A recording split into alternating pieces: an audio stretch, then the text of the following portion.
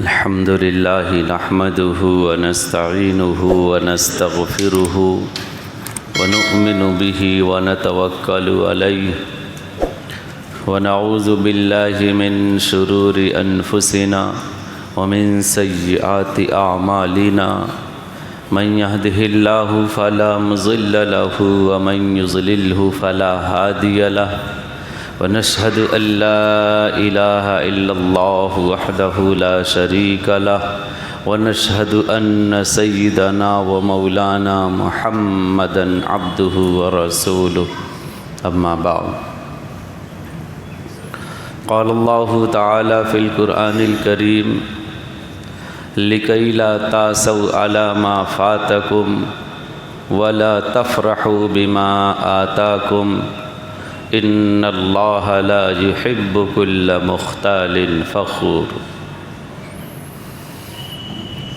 قال النبي صلی اللہ علیہ وسلم عجبا لامر المؤمن ان امره كله خیر رواہ مسلم او کما قال صلی اللہ علیہ وسلم۔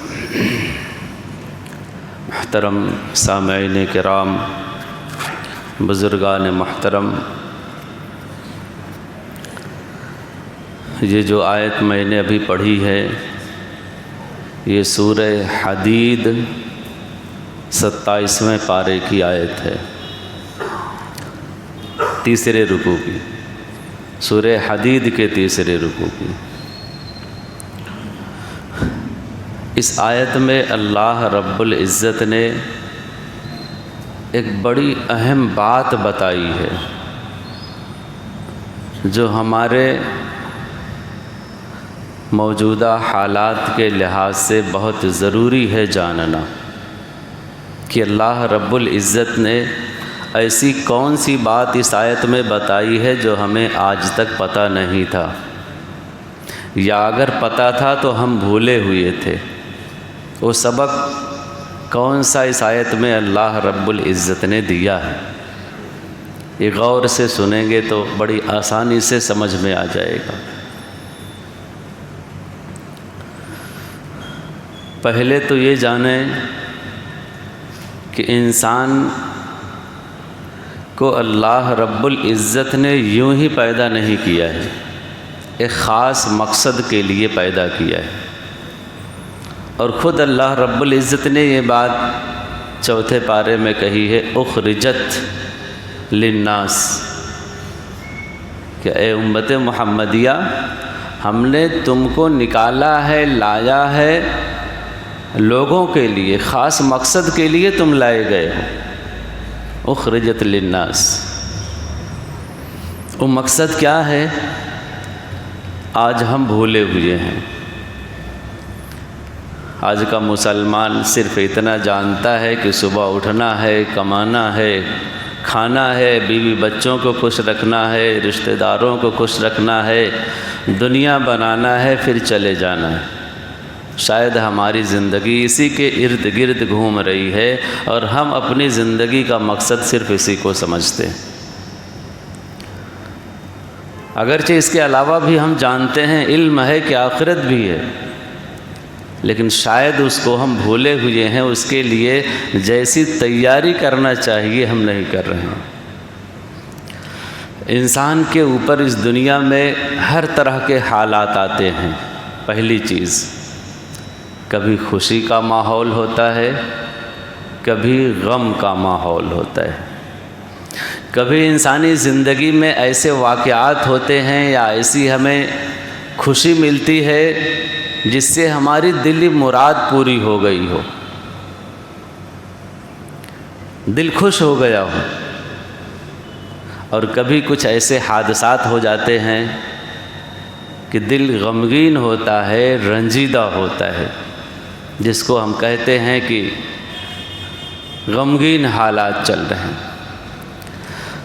اسلام نے ان دونوں حالات کے لیے ہماری رہنمائی کی ہے، اور ایک مسلمان کو بحیثیت مومن اپنا ہر کام، چاہے وہ خوشی کا ہو چاہے وہ غمی کا ہو، شریعت کے دائرے میں رہ کر کے گزارنا چاہیے، عمل کرنا چاہیے۔ اس آیت میں یہی چیز بتائی گئی۔ جو حدیث میں نے ابھی پڑھی، عجبا لامر المومن، اللہ کے رسول فرماتے ہیں کہ واہ واہ، مومن کو تو کچھ کہنا ہی نہیں۔ کیا کہنے مومن کو؟ کیا مطلب کیا کہنے مومن کو؟ ان امرہ کلہ خیر، اس کے اوپر جیسے بھی حالات ہوں، چاہے خوشی کا ماحول ہو تب بھی اس کے لیے خیر، چاہے غمی کا ماحول ہو تب بھی اس کے لیے خیر۔ عجبا لامر المومن، مومن کے تو کیا کہنا۔ کبھی خوشی کا ماحول ہوتا ہے، دلی مراد پوری ہوتی ہے، قلب محظوظ ہوتا ہے، خوش ہوتا ہے، اللہ رب العزت کا شکر ادا کرتا ہے۔ لئن شکرتم لازیدنکم، اللہ رب العزت کہتا ہے تم شکر کر کے تو دیکھو ہماری نعمتوں پہ نہ بڑھا دیا تو کہنا۔ وَلَئِن كَفَرْتُمْ إِنَّ عَذَابِي لَشَدِيدٌ، اور کبھی کبھی مومن پر ایک غم طاری ہوتا ہے، ناموافق اور نامساعد حالات سامنے آتے ہیں، ایسے واقعات ہو جاتے ہیں کہ دل غمگین اور رنجیدہ ہو جاتا ہے۔ شریعت کہتی ہے کہ اس کے لیے کیا ہے؟ وَبَشِّرِ الصَّابِرِينَ، اب مومن کو صبر کرنا چاہیے، اور وہ مومن اس مصیبت پر صبر کر جاتا ہے، اس صبر کرنے کی بنا پر بھی اللہ رب العزت اسے اجر عطا فرماتے ہیں۔ تو خوشی ملی، شکر ادا کیا تب بھی واہ واہ، اور کوئی غمی پیش آئی، دل شکنی ہوئی، اس پر صبر کیا تب بھی واہ واہ۔ اللہ کے رسول یہی بات بتانا چاہتے ہیں، شریعت یہی بات انسان کو سکھانا چاہتی ہے، معاشرے میں ہر فرد کو یہی بات بتانا چاہتی کہ کبھی خوشی کا ماحول ہوگا، کبھی غم کا ماحول ہوگا، کبھی جو ہم چاہتے ہیں وہ پورا ہو جائے گا، کبھی جو ہم چاہتے ہیں وہ پورا نہیں ہوگا۔ دونوں کے لیے اللہ رب العزت نے اور اللہ کے رسول نے احوال بتائے ہیں، احکام بتائے ہیں، ہر مومن کو اسی کے مطابق عمل کرنا چاہیے تو واہ واہ، اور اگر اس کے خلاف جا رہا ہے تو پھر اس سے برا کوئی نہیں ہے، وہ سیدھے گویا کہ جہنم کا راستہ اپنا رہا ہے۔ جب کبھی بھی خوشی کے ماحول ہو تو وہاں پر کیا کرنا چاہیے؟ اکابرین کے وعظ آپ سنتے رہیں، تقاریر سنتے رہیں، اللہ کے رسول کے حدیث کا مطالعہ کریں تو سب سے واضح پیغام جو ملتا ہے کہ سب سے پہلی چیز مومن کے ذہن میں، دماغ میں یہ آنا چاہیے کہ یہ ذالک فضل اللہ یؤتیہ من یشاء۔ جو کہتے ہیں نا کہ گھروں کے سامنے لکھا رہتا ھذا من فضل ربی، کیا مطلب؟ کہ یہ ہمارا کمال نہیں ہے، اس میں ہماری صلاحیت کا دخل نہیں ہے، اس میں ہمارے پیسے کا دخل نہیں ہے، اس میں ہمارے عہدے کا دخل نہیں ہے، اس میں ہماری کوئی بھی محنت کا دخل نہیں ہے، بلکہ یہ اللہ کا فضل ہے، اللہ کی رحمت سے یہ خوشی ہمیں ملی ہے۔ سب سے پہلی چیز مومن کو یہ سوچنی چاہیے کہ یہ اللہ رب العزت اگر نہ چاہتا تو ہمیں نہ ملتا،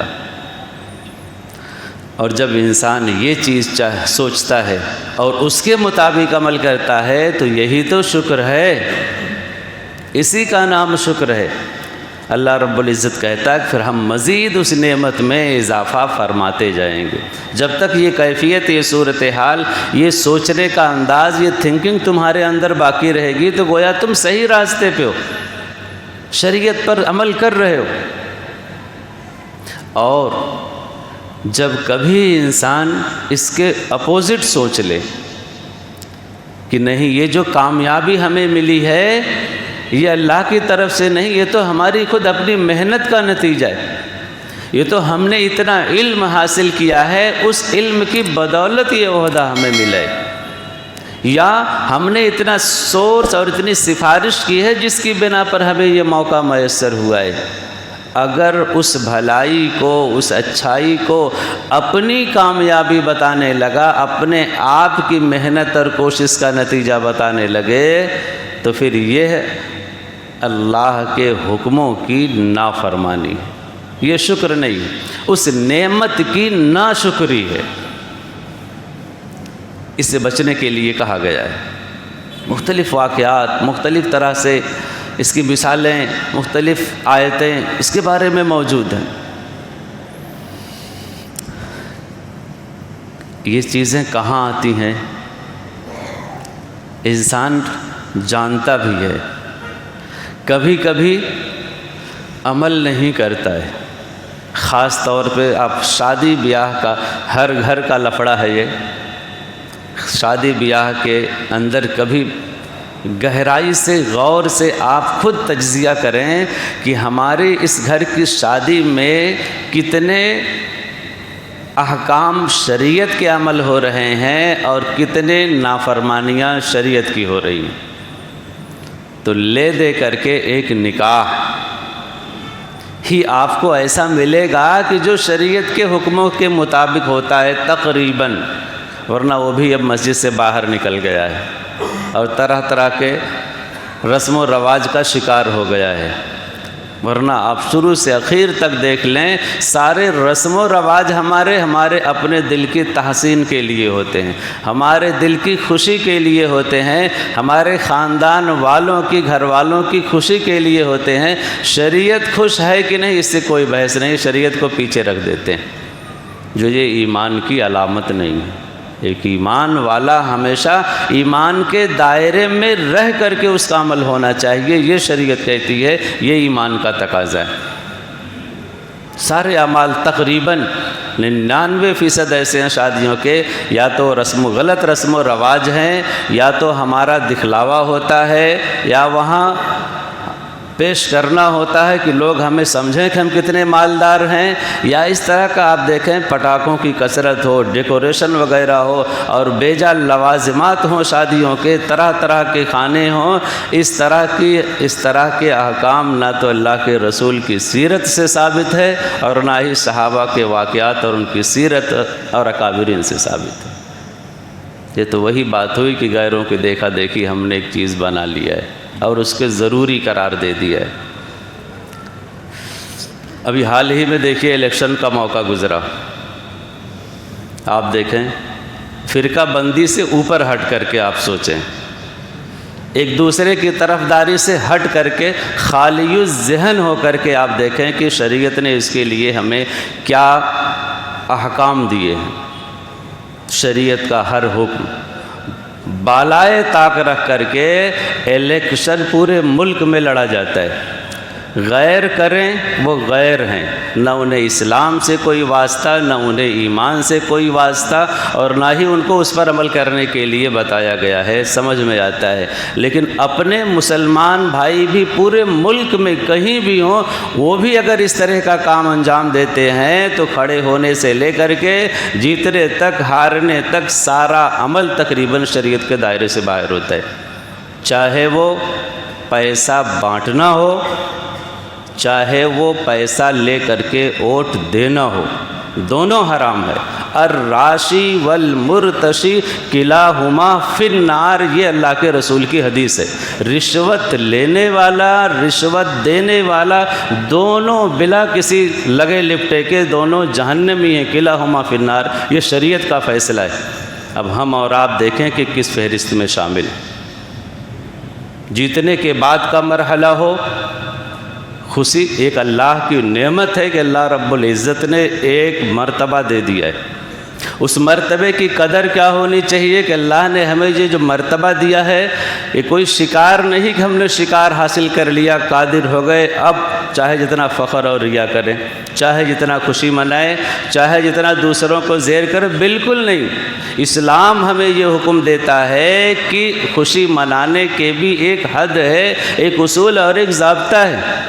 جلوس آپ دیکھیں، چاہے وہ سیاسی جلوس ہو، چاہے وہ دینی جلوس کہہ لیجیے آپ، کوئی بھی ہو جس میں ٹریفک کا نظام درہم برہم ہو رہا ہو، جس کے جلوس میں لوگوں کو اذیت اور تکلیف ہو رہی ہو، جس جلوس کے شور اور گل سے مریضوں کو تکلیف ہو رہی ہو، جس جلوس کے ذریعے سے لوگوں کی تضحیک اور تذلیل کی جا رہی ہو، ایسا جلوس بالکل اسلامی نہیں ہے اور ایک مسلمان اور ایمان والے کی شان کے بالکل مناسب نہیں۔ یہ نہ ہمارا اسلام حکم دیتا ہے، نہ ہی ہمیں قرآن حکم دیتا ہے، نہ اللہ کے رسول کی شریعت سے ثابت، بلکہ اللہ کے رسول کی سیرت تو ہمیں یہ بتاتی ہے کہ اللہ کے رسول نے جب مکہ فتح کیا تو ان کے سامنے وہ سارے دشمن تھے جنہوں نے صحابہ کرام کو حیران و پریشان کیا تھا، پانی اور کھانے تک کے لیے انہوں نے مجبور کر دیا تھا۔ اللہ کے رسول کا حال یہ تھا کہ جب مکے میں داخل ہو رہے ہیں، عجز اور انکساری کی وجہ سے اللہ کے رسول کا سر جھکا ہوا ہے، اور اتنا زیادہ جھکا ہوا تھا کہ کجاوا جس پہ بیٹھتے ہیں، جو زین ہوتی ہے، لکڑی آگے اٹھی رہتی ہے، اس زین کو لگ رہا تھا اللہ کے رسول کا سر۔ اللہ کے رسول کی سیرت نے یہ پیغام دیا کہ رہتی دنیا تک کے لیے انسانوں کو، مسلمانوں کو، ایمان والوں کو خاص طور سے یہ پیغام جانا چاہیے کہ اگر ان کو دنیا کے اندر کوئی مقام، کوئی مرتبہ، کوئی عہدہ یا اس طرح کوئی جیت اور خوشی حاصل ہو رہی ہے تو اس خوشی کے اندر ان کو عجز اور انکساری کرنا چاہیے، لوگوں کی خدمت کا کرنے کا جذبہ سمجھنا چاہیے، ایسا عہدہ سمجھنا چاہیے، نہ یہ کہ لوگوں پر برتری اور فخر ظاہر کرنے کا اس کو اقتدار سمجھنا چاہیے۔ ہماری سنت کہاں ہے؟ ہماری شریعت کہاں ہے؟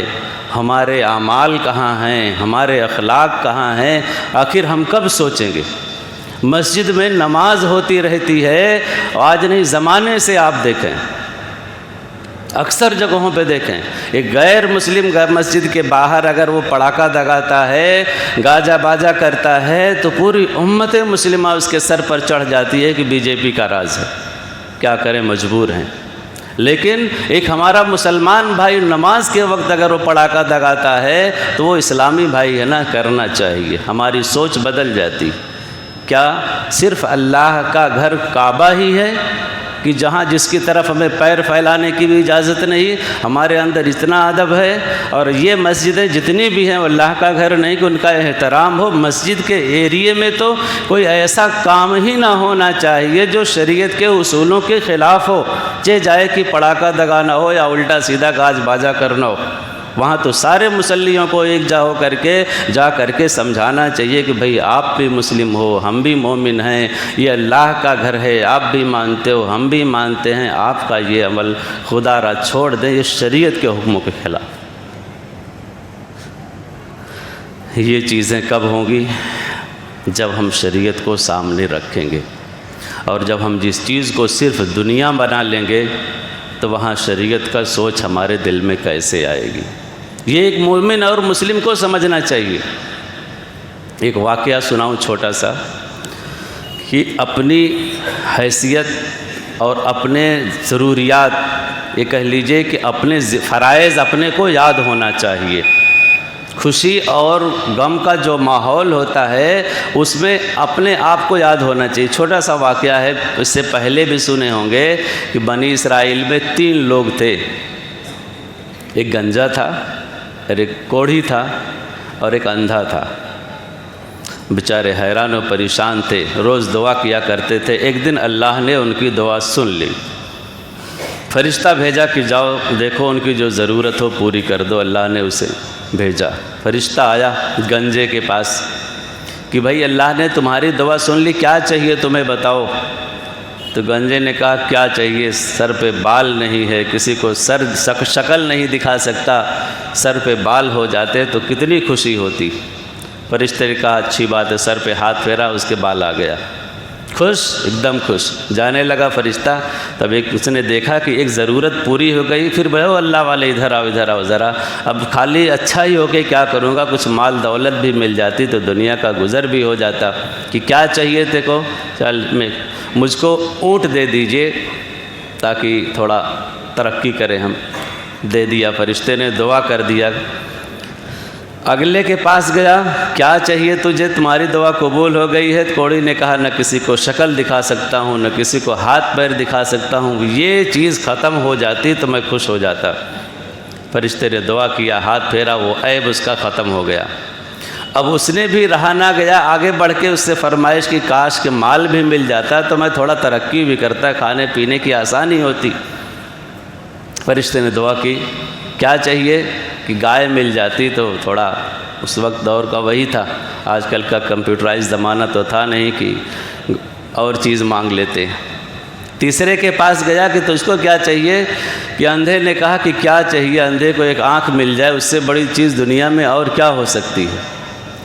ہاتھ پھیرا، آنکھ مل گئی، اچھی بات ہے، تھوڑا سا کچھ اور دلا دیتے اللہ تعالیٰ سے تو مزہ آ جاتا۔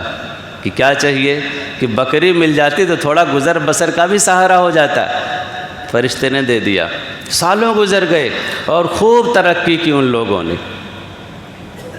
اللہ رب العزت نے امتحان لینا چاہا، اسی فرشتے کو بھیجا کہ جاؤ تم تینوں کا امتحان لے کر کے آؤ۔ فرشتہ آیا پہلے کے پاس، جو گنجا تھا اب صحیح ہو گیا تھا، مالدار ایک دم ثروت والا ہو گیا تھا، یہ کہہ لیجئے کہ امبانی ہو گیا تھا۔ کہ میں غریب آدمی ہوں، ضرورت مند آدمی ہوں، کچھ دے دیتے تو ہمارا گزر ہو جاتا۔ اس نے کہا بھاگتے ہو کہ نہیں، یہاں سے مانگنے چلے آتے ہیں، نہ سلیقہ ہے، نہ عقل ہے، نہ نقل ہے، نہ شکل ہے، چلے آئے مانگنے کے لیے، دم اٹھا کے بھاگو یہاں سے۔ تو فرشتے نے اس کی اوقات یاد دلائی کہ ارے تم بھی ایک زمانہ تھا کہ تمہارے پاس کچھ نہیں تھا، اللہ نے تم کو دیا اور آج تم بہت کود رہے ہو۔ تو اس نے خوب جھاڑا کہ تم کیا جانو ہماری حیثیت، ہم تو خاندانی رئیس ہیں، ایسے ہیں ویسے ہیں، زمانے سے ہمارے یہاں یہ سب چلا آ رہا ہے، تو کون ہوتا ہے الٹا سیدھا بولنے، بھگا دیا۔ اور یہی نظارہ بالکل گائے والے نے بھی کیا، اس سے بھی مانگا، اس نے بھی نہیں دیا، الٹا سیدھا کہہ کر کے بول کر کے چلا گیا۔ چلے آتے ہیں چندہ مانگنے کے لیے، نہ وقت دیکھتے ہیں نہ کچھ دیکھتے ہیں، چلے آئے چندہ مانگنے۔ آج کل کے بھی لوگ اس طرح کہتے ہیں، حالانکہ بالکل غلط بات ہے۔ ارے ایک اللہ کا بندہ چلا آیا ہے تمہاری ذمہ داری پورا کرنے کے لیے، وقت ہو نہ ہو تم اس کو زبردستی دے کر کے اور خوشی کا اظہار بھی کرو کہ تمہاری ذمہ داری تھی بانٹنا، وہ اٹھ کر کے تمہارے پاس چلا آیا۔ بہرحال اندھے کے پاس گیا، اس سے بھی مانگا کہ بھئی مجبور اور محتاج آدمی ہوں، دے دو۔ اندھے نے کہا بالکل جو چاہیے وہ لے لو۔ کہ کیوں بھائی بڑے رحم دل لگ رہے ہو؟ اندھے نے کہا بالکل رحم دل ہی کی بات ہے، ایک زمانہ تھا کہ ہمارے پاس کچھ نہیں تھا، اللہ رب العزت کے کرم سے آج سب کچھ ہے، تمہیں کیا چاہیے، جتنا چاہیے لے لو۔ فرشتے نے کہا نہیں، اپنے کو کچھ نہیں چاہیے، میں تو فرشتہ ہوں، بس تم لوگوں کے امتحان کے لیے آیا تھا، تو کامیاب ٹھہرا، باقی دو ناکام ٹھہرے۔ اور ان کے لیے پھر وہ بد دعا کی، پھر پہلی حالت پہ وہ دونوں آ گئے، کوڑی بھی ہو گئے اور گنجے بھی ہو گئے، سارا مال اور سارا سامان کہہ لیجیے مندی کا شکار ہو گیا اور نیست و نابود ہو گئے، صفحہ ہستی سے مٹ گئے۔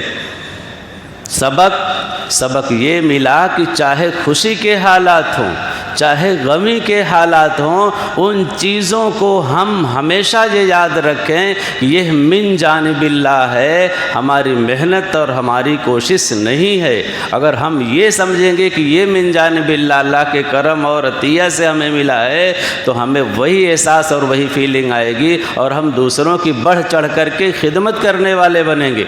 اور اگر ہمیں یہ فیلنگ آ گئی کہ نہیں یہ تو ہمارا اپنا ہے، ہم نے رات دن ایک کر کے کمایا ہے، یہ سب ہمارے ملک میں ہے، اس دوسروں کا اس میں کوئی عمل دخل نہیں، پھر اس مال کے اندر آگے جو اس آیت کے اندر ہے وہی ہے لِكَيْ لَا تَأْسَوْا عَلَىٰ مَا فَاتَكُمْ، اگر کوئی چیز تم سے ختم ہو جائے، چلی جائے، تم سے روٹھ جائے، ہار جاؤ، یا اور کوئی چیز مر گیا تم سے وغیرہ ذالک، جو بھی ہو، تمہیں جو تکلیف پہنچی ہے تو اس میں حد سے زیادہ تم رنجیدہ اور افسوس مت کرو۔ لِكَيْ لَا تَأْسَوْا عَلَىٰ مَا فَاتَكُمْ وَلَا تَفْرَحُوا بِمَا آتَاكُمْ، اور تکبر اور گھمنڈ میں تم اتنے زیادہ خوش نہ ہو جاؤ جو کچھ اللہ رب العزت نے تمہیں دیا ہے کہ تم اس کو اپنا سب کچھ ماننے لگو۔ ان اللہ لا يحب كل مختال فخور، اللہ رب العزت بالکل اترانے والوں کو، تکبر کرنے والوں کو، اور گھمنڈ کرنے والوں کو کبھی بھی پسند نہیں کرتا۔ یہ اللہ رب العزت کا فیصلہ ہے، قرآن کا حکم ہے۔ وآخر الدعوانا ان الحمد للہ رب العالمین۔